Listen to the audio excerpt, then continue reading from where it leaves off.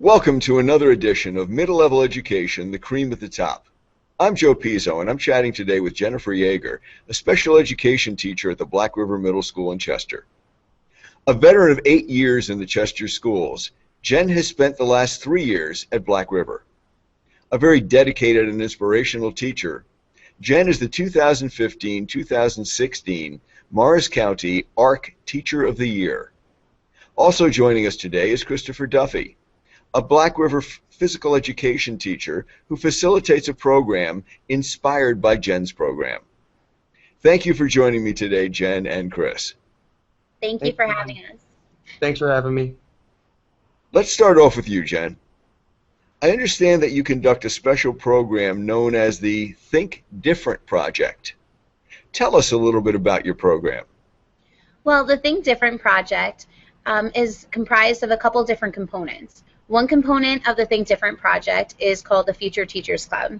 The Future Teachers Club is 6th, 7th, and 8th grade students who think they might want to have a future in special education or in general education.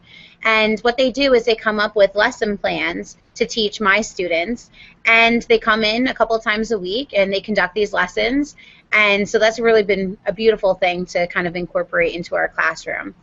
And also, another huge component, actually, of the Think Different Project is the PAL Project. And the PAL Project stands for Patience and Leadership, which is two things that the students really do need when you're working inside of our classroom or with children in general. And what that is 6th, 7th, and 8th grade students come into the classroom during their lunch period. They eat for the first 10 minutes. And then they come in and work with my students for 20 minutes on teacher-directed centers that are educationally based and also centers around life skills and social skills. Now, I understand that a lot of this is voluntary on the students' basis, and they show up themselves for these luncheons. Yeah, what's really cool is that the students got to a point where they really want to be in the classroom and they really want to be around my students. So what happens is at the beginning of the month, I make a calendar and each student is assigned a group and which day they're supposed to come. And if they choose not to be in PAL Project any longer, they can always let me know. I always say that our door is open. They can just let me know those things, but I actually have never had any students say that they no longer wanted to be a part of it, and they come on their own, they come on time, and there's actually many students this year that have asked to come on numerous days. Some of them want to come 4 days a week, which is pretty amazing, which leads into Chris Duffy's group, which is incredible, and it kind of stemmed off of our initiative. And it really kind of flourished from that. So what I would love for Chris to talk a little bit about his group. Yeah, thanks, Jen. Actually, so it was my colleague Kim Dempsey, another PE teacher here at Black River, and we went to a Special Olympics at the Special Olympics facility in Lawrenceville. We went to a workshop there, and between what you do with the PAL Project and what we learned there, we decided to start something called PE Pals. So once a week we have the PAL Project students and all of your students, special education community, and other students that we've invited, and kids that have come up to us and just asked us interested, come down on Wednesday mornings, and we do a variety of activities. It either mirrors what we do in class, or we have team building activities, building interpersonal skills, building self-confidence, exercising, dancing. We do a whole range of activities, and it's really flourished, and the kids have a blast with it. So, yeah, it's a little over 2 years we've been doing it now, and we're having a lot of fun with it. Jenn, I'd like to ask you, how did you come up with the idea to do a Think Different project? Well, I've been a teacher for 8 years, and all 8 years I've been in the Chester School District. And the first 2 years I taught typical replacement students who may have had just learning disabilities, reading disabilities, math disabilities. In my third year, I was told I was going to get a class of multiply disabled students who had severe cognitive impairments. So from that point, I really had to do my research and figure out what these students really would need in a different way than some of the students that I've taught before. And one day, it actually wasn't me that did this. One day, one student came in and said hi to one of my students, and I just thought he was the sweetest kid. I thought it was great that he opened my door and waved to him because they saw each other in the hallway. And after that day, I asked him and his friend if they would like to come in and volunteer in the room. And from that, 6 years later, we have over 100 students who volunteer within the program now. And we have over 250 students who are in the high school who in the past have volunteered within the program. So it really stemmed from one student who showed interest in my students, and it just kind of took off from there. Chris, do you find that your PAL project is growing the same way, that students just get involved and then bring other students in as well and want to show up? Yeah, absolutely. And it's almost like we never promoted it at all. We just let word of mouth. And it's really great seeing different students come up to us, and sometimes it's students that you wouldn't necessarily expect that come up to you. You know, maybe not the most well-behaved students, but you put them in a setting where they could become a leader, and the possibilities are endless. I mean, it's heartwarming seeing how the kids respond to giving them an opportunity to be a leader and lead by example and make a child's day, and it's amazing. I agree with that 100%. Absolutely. One of the things I'm sure everyone wants to know is, Jen, what's the most rewarding aspect for you of the Think Different project? You know, it's interesting because just today I was thinking about this, how in the beginning when I first started the idea of the Think Different project, it wasn't the easiest thing off the bat. You know, you really have to go through channels and talk to the administration, who we are so blessed to have an amazing administration here. You know, I had to talk to the administration about what I wanted to do. And then from there, I had to get parent permission for students to be in the club. And then I had to think about, how do I work out the little kinks of where in the day could I possibly get these students to be able to volunteer without impacting them educationally in their classrooms as well, because the benefit is really on both ends, but you never want to pull a student out of social studies or science to do something for someone else as well. So there was always that balance. And what's interesting now, and the most rewarding thing now, is I hardly have to do anything anymore. The program really runs itself. The students come in and I set up centers, or the Future Teachers Club do the lesson plans themselves.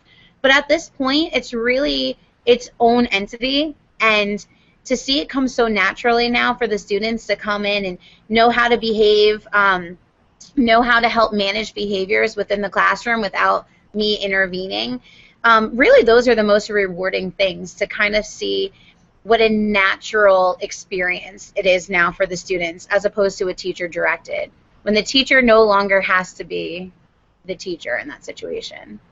Chris, do you find that you have a similar reaction and a similar feeling to the rewards that come with the PAL project?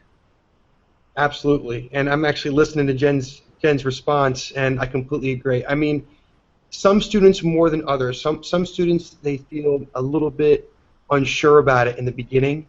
Other students just take it and go.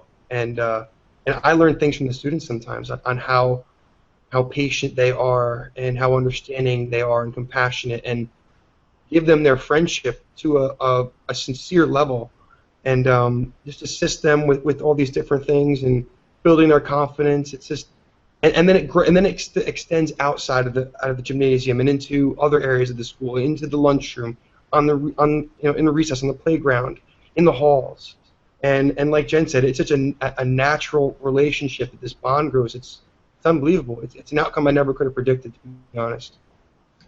What's amazing actually about what Chris is saying too is that not only is it impacting the students, but clearly it's not just Chris and I who are impacted in such a positive way, this initiative.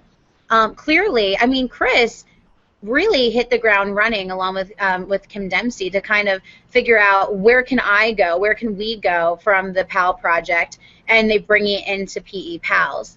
Other teachers in the school have come up to us so many times talking about how much it's touching them and teaching them, seeing the students work together and understanding each other's differences and accepting each other.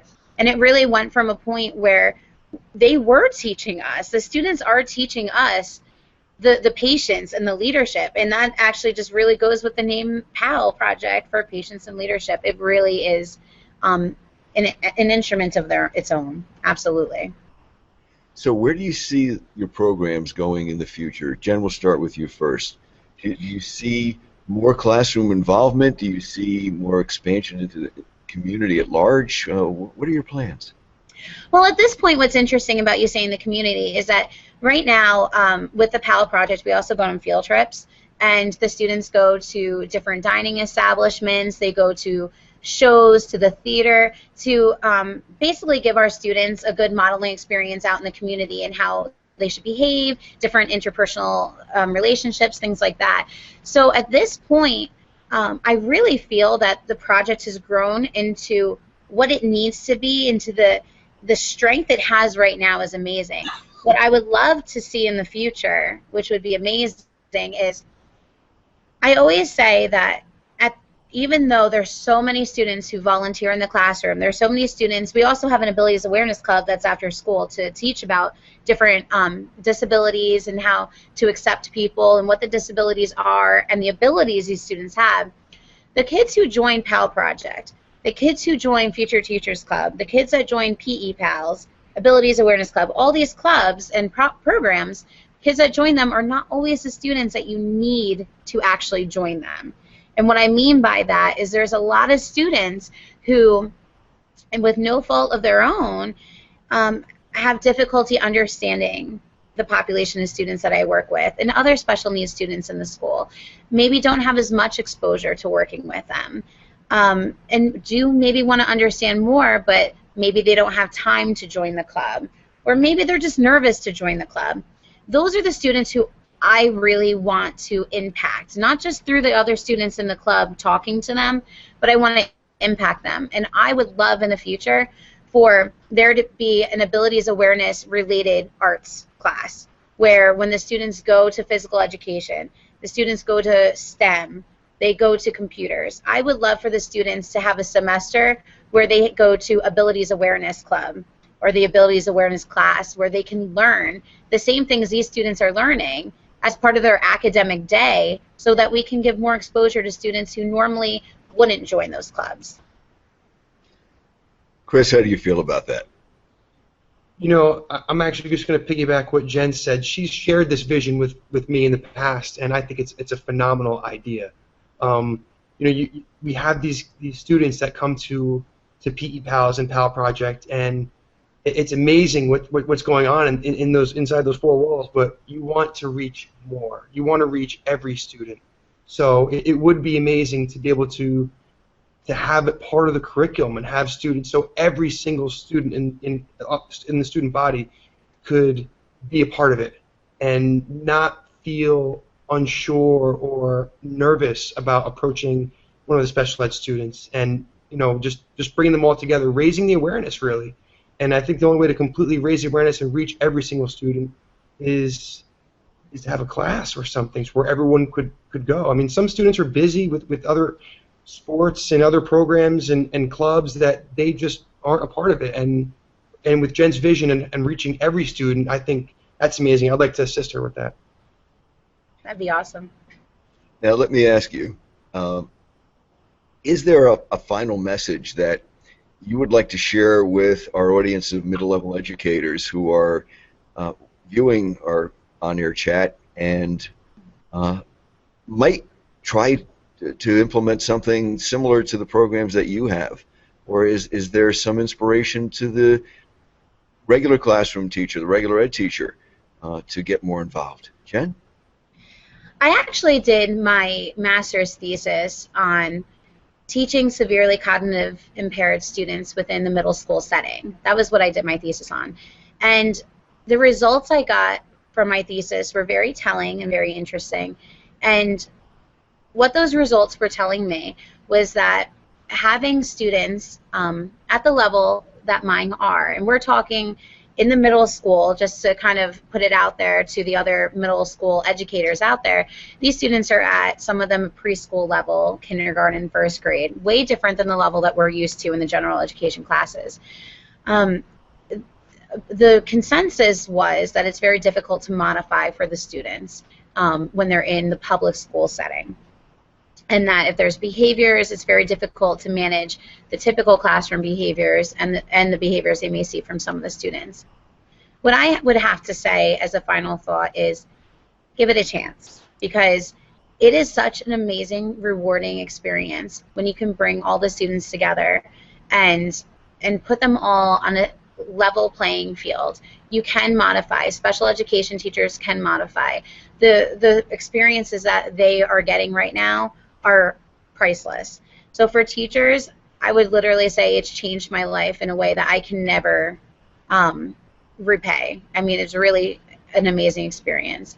And what I want students to know in the middle school is that everything starts with that one step. Whether you are going out for a softball team, whether you're trying out for a choir, solo, whatever you're doing in life, it's always that step, that one step to start singing, that one step to start exercising. This is that one step to just being a good person and learning more about others and accepting others. And it takes more energy to not try than it takes to try in these situations. It's so easy to say hello, and that's really the first step. I say for everyone, give it a try and just be optimistic, because it's so empowering. Chris, any message for your colleagues at the middle level? Yeah, I guess if you're out there, if you're a PE teacher and you have an adapted PE program, or if you're listening and you're a special ed teacher, or if you have an adapted PE program in your school, encourage the PE teacher or encourage a special ed teacher to bring down, handpick some students and bring them down and have them work with the special ed population, and just see what happens. I know sometimes scheduling is difficult, but find a way to make it work and get your regular ed students working side by side with your special ed students, and invite more students down and let the program grow, and just watch what happens. I mean, at first I wasn't sure what to expect, but I can't imagine our school without this program at this point. It's so cool, and the kids enjoy it so much. Everyone benefits from it, not just the special ed students, but the general ed students as well. Everyone grows and benefits from this. So give it a try, absolutely.